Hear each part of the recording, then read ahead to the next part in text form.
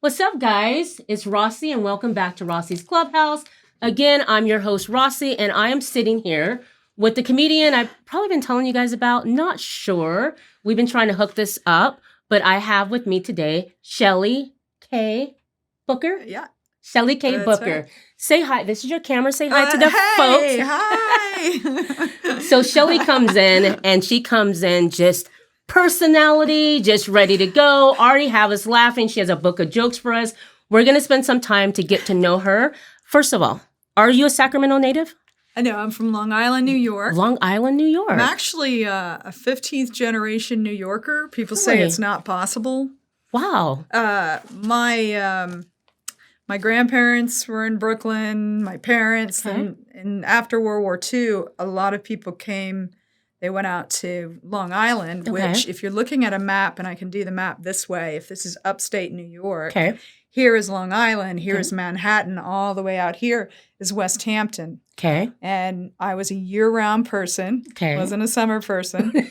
My grandfather, my uncles, my dad, they were builders, and we Okay. lived on Booker Lane because they built every house Really? on the block. Okay. Okay. Yeah.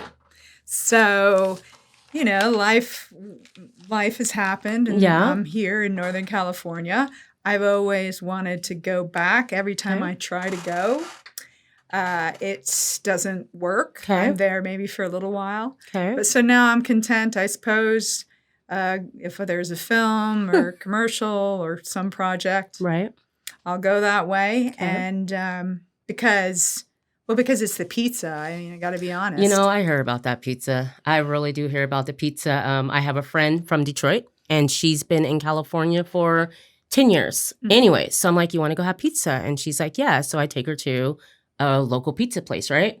And she tells me, we're eating. I'm like, isn't it good? She's like, you haven't had real pizza. I'm like, what are you talking about? She's like, Detroit, New York has the best pizza, and Detroit has the best deep dish pizza, and you guys don't do it like we do it there. Well, it's the water. And so Okay. Detroit gets water from the Adirondacks, and so does Okay. New York City. You never hear about people wanting to go home to drink tap water. Right. But if okay. you're from New York, going home just to drink the tap water is a thing. Listen, I'm from the Northwest, from Portland, lived out in East County. Oh, I know. And I know the PDX. Okay, all right. So East County, Troutdale, and we're known for the best water, okay? Because we're in the gorge. So you turn on your faucet, you get cold water. There's no ice.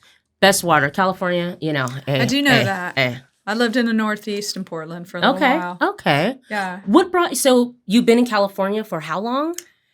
Gosh, I don't know, probably 25 years this time. Okay. 20 years, something like that. Okay. But again, I go back and forth. Right. It's like one of the three sisters from the play by Chekhov. They're Okay. always wanting to go back to St. Petersburg, but they can never get there. Okay. Yeah. I can tell you my New York story. So my mom's pretty crazy and wild, right? So You too? yeah. Oh, girl, we can talk for days about Okay. parents. Okay. So crazy and wild. She's one of those that, find a place on a map when we grew up, and that's where we're going to go. We're going to go live there. I saw it on TV. I hear it's a nice little town. So we pick up, we go and move to Salem, Oregon, Kaiser, Oregon at the time. Never heard of it. We're California That's girls the at that capital, time. Salem. Yeah, Salem is the capital. We lived in Kaiser, which is like a little town, probably about 3 or 4 minutes away from Salem, right? So we go there. Beautiful place, just like she describes, a postcard, right? Then we lived there for a while. And she's like, we've never been to the South. We're going to go here. Anyways, we moved to Seaside, Oregon, right? We lived there for a while because she went there, so we followed her there. One year, she's like, I think we should move. We should all go to New York. I love New York.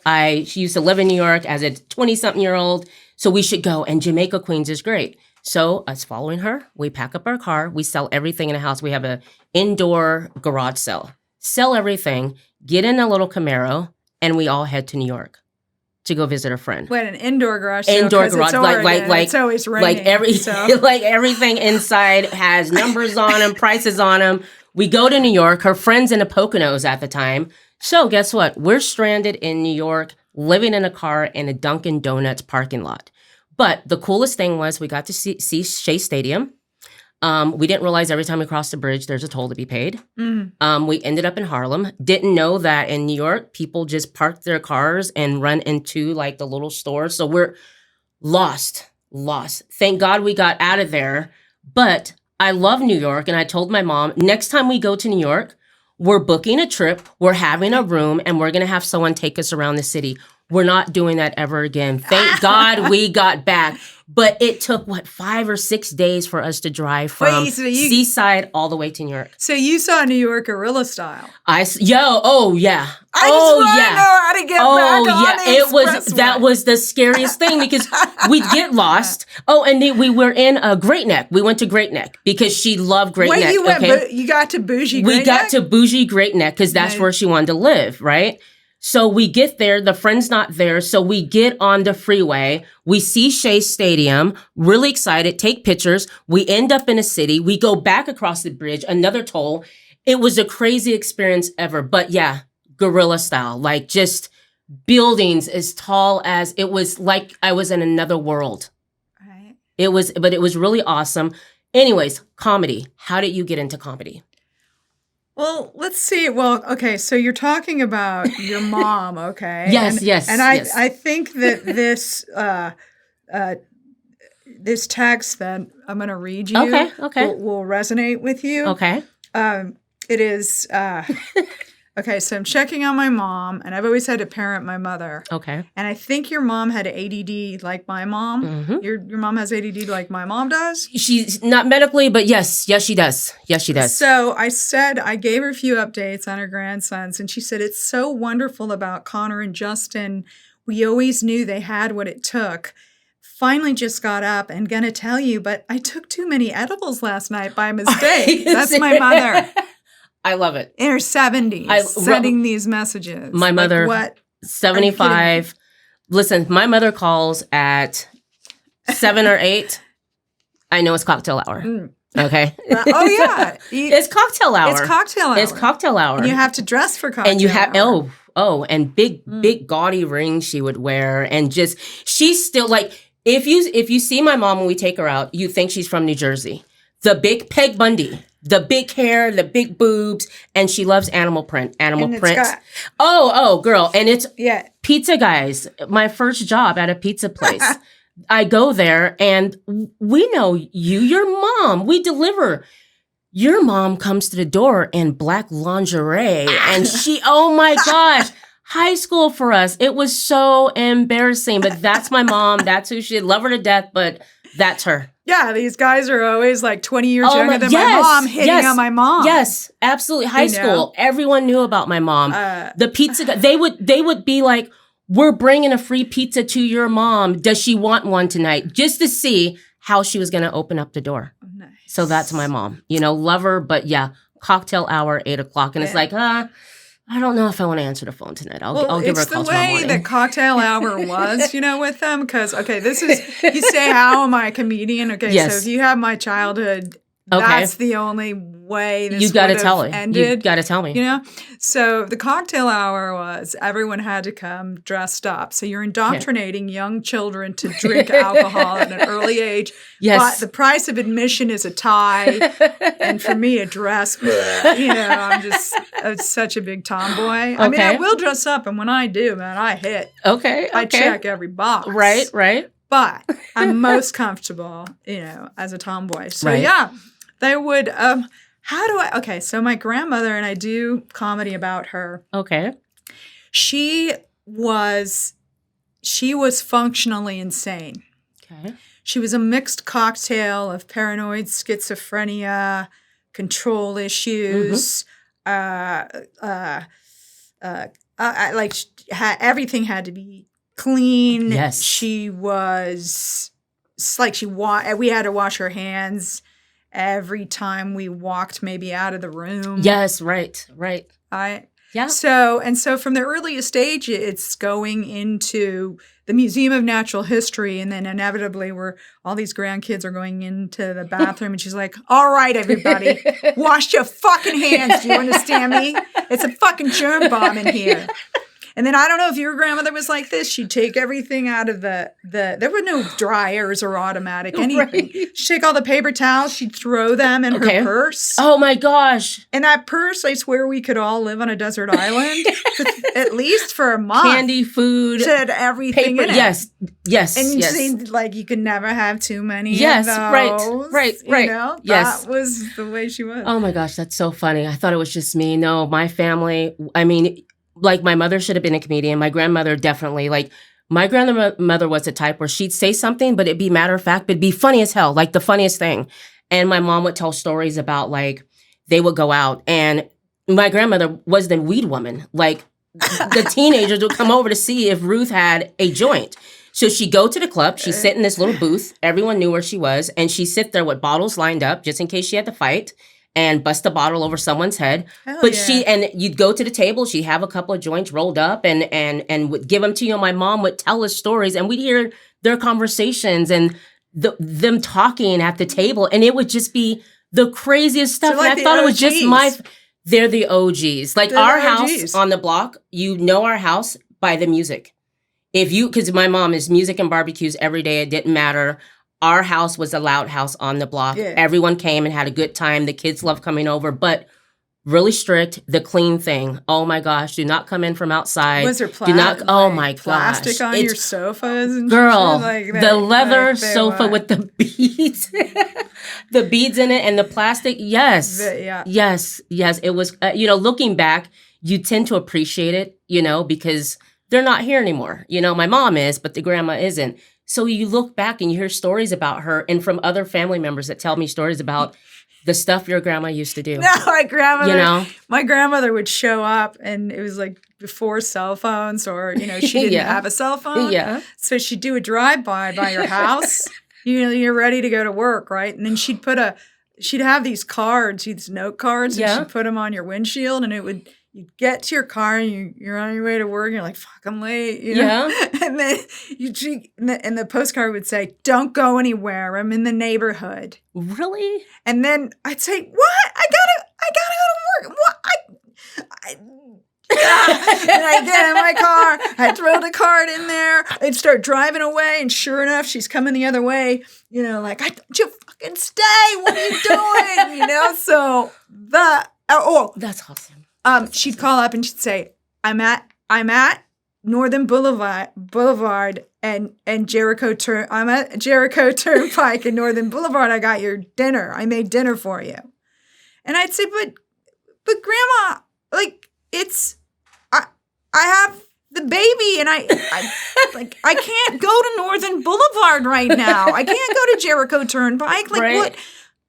Oh, all right. And she'd drive and she'd like randomly leave boxes. I'm like holding on to this imaginary phone. Hang it up. She would have these boxes like food. It was great food. Yeah. And she'd have directions inside on how to reheat the food. Girl, listen, my grandma cooked. Even my mom. I mean, my husband came to the house, boyfriend at the time. People don't know. Please, in my household, please don't go in the kitchen and lift the pots up while they're on the stove. And he did that. Oh, he went, what are you cooking? Lift the pot. And my mom, they look at me and give me this look like. He didn't pass the test. You need to handle him. And then she's like, you need to go talk to him before I talk to him. So I'm like, listen, this household, you never go in the kitchen and lift the pots up. We don't know if your hands are washed. That's like a no-no. Please don't do that. And she's like, and also tell them about wiping floors up. Like, they're really funny. Don't ever take a napkin or a towel that you're wiping the table with and wipe it on the floor. She was very particular. I remember scared the hell out of her. And that you don't do. I'm right with that. You don't do that. You don't do that. But the pots and pans, not being able to look in them. Were your grandma like crazy about that if they're cooking in the kitchen and you go and just... You don't touch other people's shit. Right. So like, okay. Right. I had a friend who's from England and I was giving him a tour in New York City. And they saw this big, like, pimp hat, like, on the side of, I don't know, somewhere in the 30s, on Broadway. Okay. And then they were going to touch it. And I said, don't touch that. That hat belongs to someone. Right. What are you talking about? You crazy. Someone's just left this hat here. And I said, no, That belongs to someone. And then they were putting it on. First of all, who would put a hat on? Exactly. Thank you. And they're like doing this. Ooh. And then literally 3. Okay, so this would be like their long blocks and then their short blocks. Okay. This is like maybe 6 short blocks later. Okay. Big dude comes up to him and says, "What are you doing to my hat?" And looks at me. I'm yeah, trying to tell her. And gives the hat back. Right. So don't touch other people's shit. Right. And you don't go into their front room. No. And lift. Like you don't go. No. First of all, you don't go in a woman's kitchen and lift. Gosh, right. Like touch where they're cooking. Nothing. And don't go in my refrigerator. Like don't. Like I'm not the neighbor in a sitcom where you go over to their house and you just open up the door and come inside and go into their refrigerator. Yeah. You know, we're not king of queens over here. Yeah. You know what I mean? Like you're not Deacon and you're not Kelly. Don't do that. Don't do it. Don't do that. What got you into comedy though? Like, how does your mom feel about it? What? Well, it's interesting. My mom came to one of my shows, and the show was about like kind of the weird childhood we had. Okay. I remember coming because my dad was in Florida and they had been divorced, so he was there and building houses, and my brother and I went down to like the backwoods of Florida, like Deliverance for the summer. And when we got back, I know, it's like, what was more abusive? It's like abuse your child, send him to Florida. And then like you could just hear like the Deliverance music as you walked, you know, like, yeah. So I remember coming back and she said, "Oh my gosh, I have a huge surprise for you waiting at home." Oh gosh. Well, we just got back, Mom. And then there was this like pedo-looking guy with an accordion like there. And she said, "He's going to give you accordion lessons." Like, who would? Why though? Why would you do that? Like, he was so cringe. I thought he was going to like make us sit on his lap and bring out some puppet, you know, doll or like, it was so gross. Yeah. These situations, I was always telling stories about them and make people laugh. Like, you laugh. That's a childhood I had. It's hilarious. Like, then. So we always bordered the insane, like we'd have to move every week. I'd always have to make new friends. Yeah. The best way to do that maybe is to be funny. Right. So it just seemed like anything that I did on stage, because I went to drama school in England. Okay. So the accent that I used to have. I love that. Okay. Was like I used to park the car and, you know, do all those things. That was called, I ate oranges. Love that. And the water, you know, that. And I don't, because in drama school in England, they basically make you lose your accent. Okay. So all of the Aussies, all of the people from Scotland, well, they never lost their accent. That's so cool, though. And so they took our accents away. Okay. So I went to drama school, and then pretty quickly I found that I had this comic timing. Okay. But then a few years ago, before the shutdown, or as the shutdown happened, I started writing a script with a friend of mine from drama school. She's from England, Paula. And it was about, it's basically a film. It's called Fairy Tales Are for Losers. And it's a story about 2 women, you know, went to school together, one Brit, you know, one American, who put together a provocative plan to raise 5 sons on 2 different continents. And mine are on the spectrum. They're high on the spectrum. Okay. And she's got 2 sons that she calls Think 1 and Think 2. Love it. And so I had a son that was messaging her. And she said, when she was visiting, she said, "What the bloody hell was Jack messaging me?" And I said, "Well, he wants to know where you're at." I said, "Well, tell him you're with me." And she said, "No, but I was in Oxford Circus like 3 weeks ago doing my shopping." He's like, "Where's my mom?" Like, I don't bleeding know, you know. But we did. Our kids knew. I'm close to her kids. My kids are close to her. And so she said, well, might as well be bloody married. And I said, that's a brilliant idea. I'm glad you came up with it. So we proceeded to write a script. Okay. Called Fairy Tales Are for Losers. We both, again, threw our husbands out concurrently within the same month. Okay. And then the shutdown happened. So when that happened, I went into this big phase of writing. Okay. Writing mostly comedy. I've got a lot of dark things that I've written in scripts that I have. Probably 9 scripts now. Okay. Wow. But writing comedy, especially if you make a film and you're in that process for 1, 2, 3, 4 years, the people in Dune 1, Dune 2, they've been making this franchise for 12 years. Think about the Star Wars franchise. Right. So if you're going to put yourself in that, you want to have light material. Okay. And you want material that's going to uplift people. Okay. And so I thought the natural extension when I was given an opportunity to do Johnny Taylor Jr. Storytelling grad shows. Wow.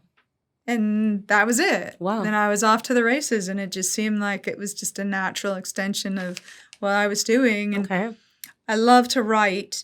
And when you're a comedian, it's instantaneous. I mean, the audience is either yes or no, yes, right? I mean, the mob, right? They tell you. You can get that instant feedback. Also, in Hollywood, if they're going to cast you in anything, the casting directors are maybe age 14. I mean, they really don't, no offense, but many of them, they don't know. Right. So you have to put it right in front of them. Okay.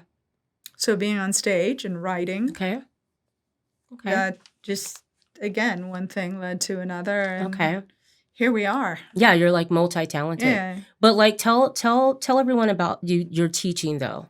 Because you before we got started filming, Shelley was telling me that she also teaches actors and young actors and actresses on set. So how do you tell us about that? That's really interesting. Here's the thing. So when you see a child on a commercial, you see them in a film, they have to have a work permit, an entertainment work permit. Right. They have to have school 3 hours a day. Okay. If a California kid goes anywhere in the country, they have to have a school teacher, welfare worker that is there to make sure they get school. Okay. And that's me. So you have to have double credentials. Okay. It's this niche. We have our own teachers union. Oh, okay. We're in the union. Oh, wow. We're in IRC Local 884. Yeah. So when I discovered this, and I failed to mention that my sons were on the spectrum. Yeah, you didn't. Yeah. The autism spectrum. Okay. So it was really important to have a job that allowed me flexibility for them and to be in their classes. And then also, if I'm going to work, I need to make, the rates are, I don't know, anywhere from $700 to $1,000 a day. I need to make those rates. I need to be able to do more, earn more in less time. Okay. And that was the whole idea. Okay. So it's my day job. Okay.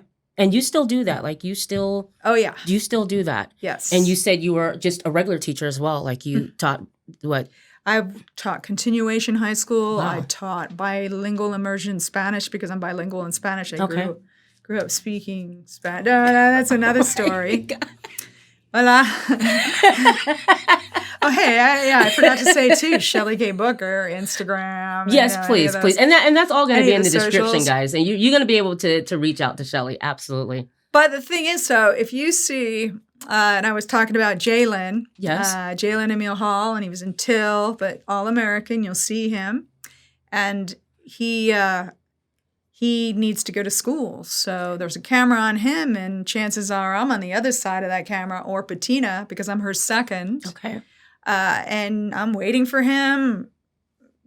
So it's strict. I mean, it's they're on set, and if they have to be off set for whatever, that has to be done. And with schoolwork, So it's like you said, it's just a regular. They bring their schoolwork. Okay. Or I articulate with their teachers. Okay. If they don't, then I create a curriculum. And that's why I need to know every level. Okay. Pen 15 was also my series. The series now, Unprisoned Season 1 with Jordan McIntosh. Nice. Is her teacher on that. Okay. So Sanaya, Sydney on King Richard. Really? Was, one of the day playing teachers on that film. Wow. So yeah, it just takes us. And then this week, Boys and Girls Club commercial. Okay. And then once in a while, yes, they put me in the Boys and Girls Club commercial because it's a crew that I know. Okay. And so a lot of times they'll just put me in front of the camera just because I'm there. How when you're on stage for comedy, how does that work? Like, are you always booked? I mean, because you travel a lot. So do you do comedy all over the United States? Like, how does that work? I'm just like a baby comic in comparison to Johnny Taylor. Thank you, Johnny. Okay. But like Cinderella, I don't know if you know Cinderella. She was going to have me step in on a show Friday night, but I was still filming and I couldn't get there. So a lot of what I do, if I don't with Johnny, I'll produce shows. I've produced a few shows. And I will go to open mics. I will do whatever I can to get up and get stage time. Okay. And your material, I ask all comedians, what material are you the type of comic that you could be sleeping and, oh my God, I just thought of this awesome joke? Or how do you come about? I mean, I know you said a lot of that does come from childhood experiences and just you're telling life stories, but jokes, I mean, do you come up with your own jokes? How does that work? I'm a story comic. Okay. So it's hard for me to do one-liners. Okay. But like I was saying on the way in, my boyfriend said I'd be a really good whore because, because I would, no, I'd be a horrible, he said I'd be a really, you're going to have to edit it now. Oh, I'd be a really bad whore because I talk too much. But what? And he said, you're an intervention whore. I would just leave like $20 on the nightstand as a tip and go home to my wife. I mean, if I want this, I'll just go home. Things like those silly ideas just pop up. Like I was saying, like working on one-liners. I worked for like almost 20 days straight in January. Okay. And I was so exhausted that I reached into my purse for a joint. Yeah. But halfway through smoking it, I realized it was a tampon. Nah. That's how tired I was. So, or I get these ideas. Like my grandmother will say, oh, my mouth feels like the inside of a stove. But like, what does that mean? Yeah, exactly. But it comes from... Like, if you never really work 14-hour day and not brush your teeth or had anything to eat or drink of water, maybe you know what that means. Okay. But so if I come up with one-liners, it's usually out of an experience. Okay. And, on the way out of the house, and it's raining around here. So my eldest son, who's on the spectrum, and he does stand-up comedy and he crushes it. Okay. I was saying to the person on the phone, I said, I don't know if I'd want a Land Rover. I don't know if they're reliable. I mean, they probably break down a lot. And then he says, literally, Land Rovers are the best car you could ever get. Why do you think that the FBI and special ops drive them everywhere? Are you kidding me? And then I walk out because this is what happens. He's also the same kid who... He is an EMT and he will save your life literally. Okay. But he has a massive respect for sharks. Okay. And he thinks they're in every body of water. That can be. Okay. And he also is a big fan of Bigfoot. Okay.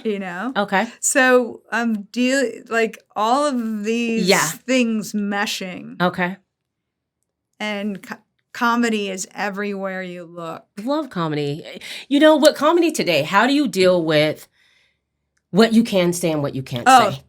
How do you deal with that? Okay, so someone told me that you're not allowed to say retarded. Yes. Retarded. Right. But what if you're like from Boston and you say that is retarded like that? Like, what do we do? Banish people from Boston? Right. And then my right. sons who are on the spectrum, like you could call them, you could say that they're retarded because of like what they have, you know, not just because your mother like, what are you retarded? Why can't you just do the dishes after you cook? No one hears me say that, you know.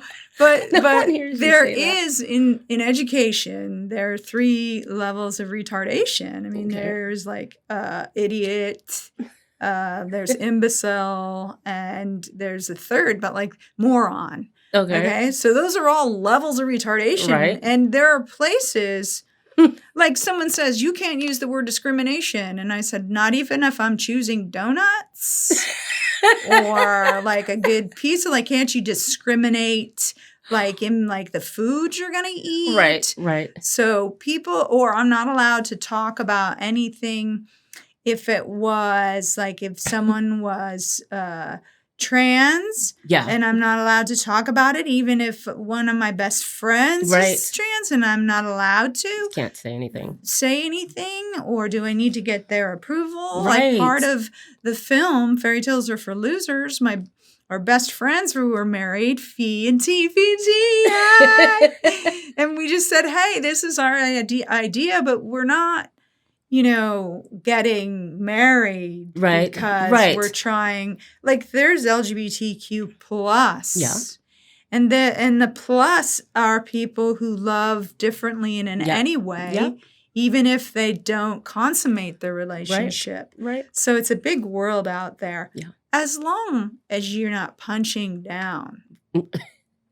Like, it would be horrible to call someone who was actually retarded. Right. You wouldn't do that. That's cruel. But now when someone's acting like an idiot, It's kind of like the Dave Chappelle special. I don't know if you like Dave Chappelle or watch Dave Chappelle. I've spent time with Dave Chappelle. Have you? Yes. Okay. Well, obviously, you know how brilliant he is. And that last special that just came on, and what he was talking about, I'm gonna talk down or beat down or whatever. So now I'm gonna talk about handicapped people. Now I'm gonna talk about disabled people, and just that whole joke alone, while he's talking about trans, but then making a joke about, I'm not gonna even do that no more. You don't have to worry about that.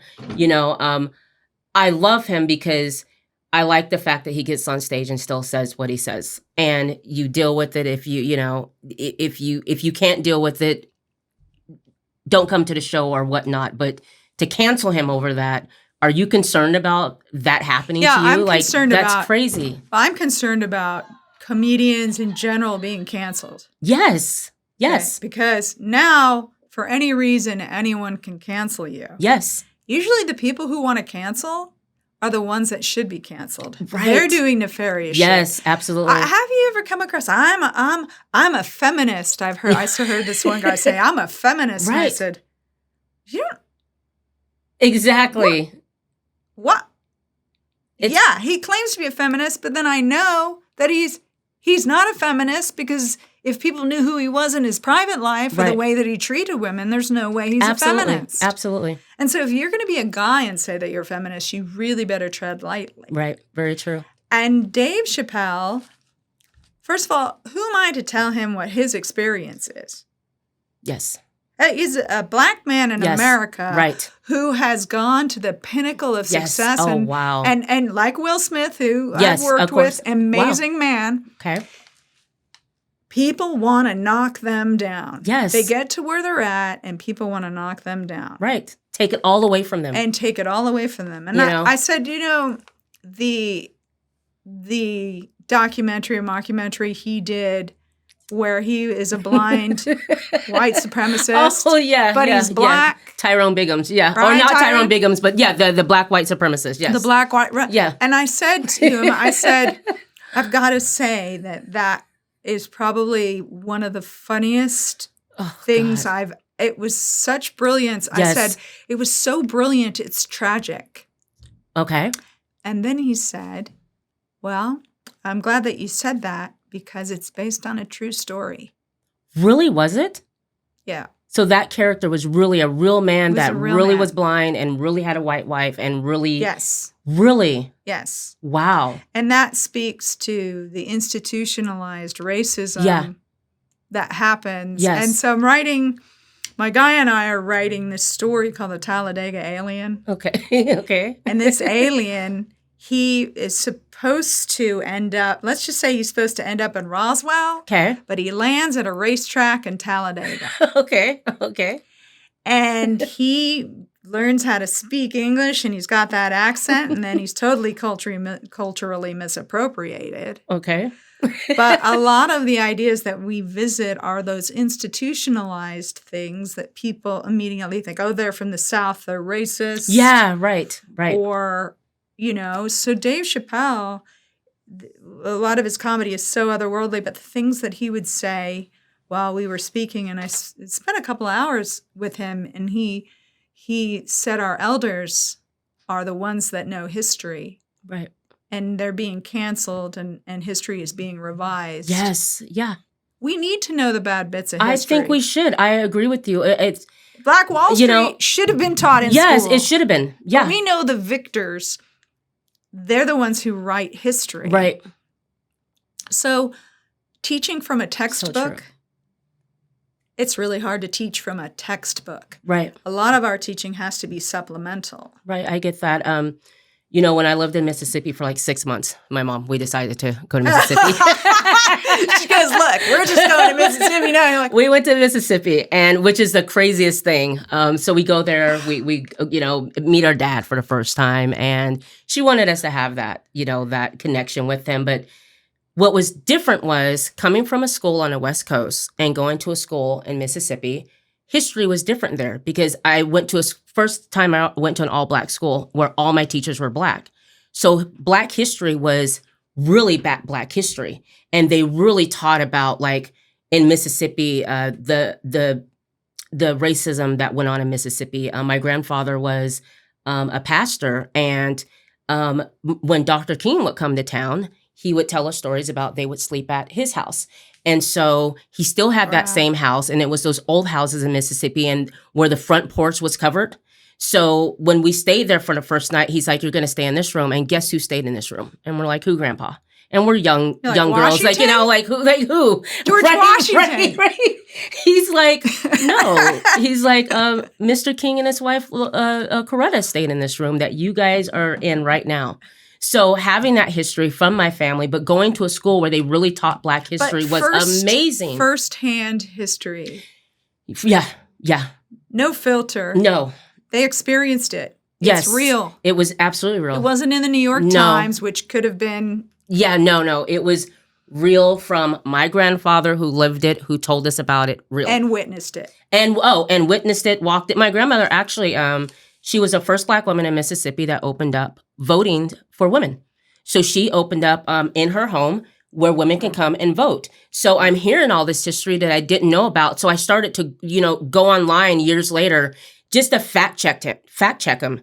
And what do you know? Books came up that he wrote. Books came up that she wrote. It comes up that she was the first Black woman in Mississippi that had women come over that wanted to vote. It was true that Dr. King stayed at their house and marched with them. That's so because Mississippi, as we know, was one of the racist states. Did you ever? There's a book, I think it was written in like 1958. It's called Black Like Me, and it's this journalist that took the tablets to become dark and wrote about it. Right. They actually made a movie about it. Yeah, not in a contrived way. No. He literally went there and experienced. Yeah, I watched the movie and read the book, but I watched the movie first before I read the book. And let me tell you, what an awesome movie that the journalist did. Dress up like that, just experience so that he can tell you the Black experience at that time, amazing book, amazing movie. And then, I was just going to say the Underground Railroad. Oh, yes. I have an uncle who fought for the North who was injured during the Civil War, and the Underground Railroad found him, nursed him back to health, and got him back across Northern lines. Really? Yes. So the Underground Railroad and things like that, we have to talk about these situations where it's not just Black, it's not just white. It's everyone working for the greater Yes. good together. Yes. We need to film about Stagecoach Mary Fields or Bass Reeves. I just worked on Bass Reeves, Okay. which is, he is Lawman Bass Reeves. Okay. He was the original Lone Ranger. And guess what? Really? He's black. No way. Yes. So if you haven't seen Taylor Sheridan's Bass Reeves, then you've got to see how, talk about cultural appropriation. Right. Right. We really have to see these historical figures every day and not for 1 month. It's yes. Black history every day. Every day. It's history every day. every day. Every day but is history. Real history every yes. day. Yes. Yeah. Yeah. And hiding that from young people. We're hiding all of it. We're hiding it from them so that they don't look at whitewashing. Yeah. It. Oh, we really are. And it's horrible to see it happen. Because we have to use that word, and I don't mean it. I look, it's not to set people, it's not to set them up for white versus black. No, of course. Right. It's about taking something and only having one perspective of it. And we need multiple perspectives. Yes. And that's the kind of classroom that I have. Love that. I love that. I mean, and everyone's going to say, my family didn't own slaves if they're white or whatever. Yeah, I mean, chances are in our history, no matter where we are, even if my grandparents came from Germany in the 1800s. Absolutely. Or, Ireland, the Dutch, everyone is a part of this. Yes, it is. And yes, they are. And we all have to own it. Yes. Yeah, and then move on, but we have to own it. But together, because if we don't, we will, like Lincoln said, the house will be rendered, cut asunder. A house divided cannot stand. Absolutely. So as an educator, that's my philosophy. Definitely. Now, tell the people what's going on with you. Tell them what you have coming up. Tell the people. They want to know. All right. So I just hit enter on about 20 different festivals for Fairy Tales Are for Losers. Okay. I'm a filmmaker. Okay. Now, I wrote that script. My bestie and I came up with the idea, lived the idea. I wrote the script. I went out. I raised the money. I made this film in the middle of COVID, and it was one of the hardest things that I've ever done. And gosh darn it, I feel good. Great. Feel good about it. Great. Oh my gosh. Eugenie is calling me. I don't know who that is. Eugenie. Eugenie. Mm-hmm. So the big thing is I want this film. I'm so proud of it. I want it to go to festivals. Okay. I want people to notice me, notice my writing skills. That's the biggest thing right now. Okay. So if we're looking for the world premiere on that. Okay. Let's see. Stand up. I've got a show at Shorebirds with Cinderella on the 15th of March. Okay. I am like every other actor out there. I go, I submit my information and hope that they hire me for something. Right. So the last thing, like, I put in for commercials. I tend to work in commercials a lot. Okay. But that's why I self-produce. Okay. So I'm trying. The film is right now. So I'm putting together socials for it. Okay. And really excited. When you get the socials up, send them to me so that I can share them on all my platforms as well. I will. Okay. And what I want to say as well is when I write a story like that I see other people, and then I uncover, like, turn over the stones of their lives. So my friends, Fiona and Tracy, I had no idea that when they were married, that Tracy had children from her marriage, her first marriage, and her ex-husband wouldn't let her see her children. That was one of the biggest things that I uncovered telling that story. Okay. Well, you can tell a lot of stories. And even if the byline happens to be about white people or about Latino people or Black people, there are stories and relationships within those that you can highlight and share that are pretty special. And Right. that's why we are storytellers, whether it's on stage, Right. whether it's in front of a camera, Right. or whether it's in a classroom, which is the most important stage. Absolutely it is. Yes. Yes. Thank you so much for coming in. I'm so happy that you came in. I met You know, you! yes, we are friends now. Please. We broke the you know, ice. We 'cause broke the now ice. I'm like, Absolutely. blah, blah, blah, blah, blah, No, yeah. you're great. I appreciate you coming in. Anytime you want to come to the Clubhouse, let me know, Rossie, have a project, or the film's out. I want to come and talk about it. Yeah. Just shoot me a text. Let me know, and we'll have you back here. All right. All right? All right. I can't wait. All right, guys. Well, Shelley K. Booker. Check her out. All of her links are in the description. Thank you guys so much, and I will see you next time. Thank Bye, you so guys. much for having me. No problem. Bye, Rosalind. Thank you. Cheers.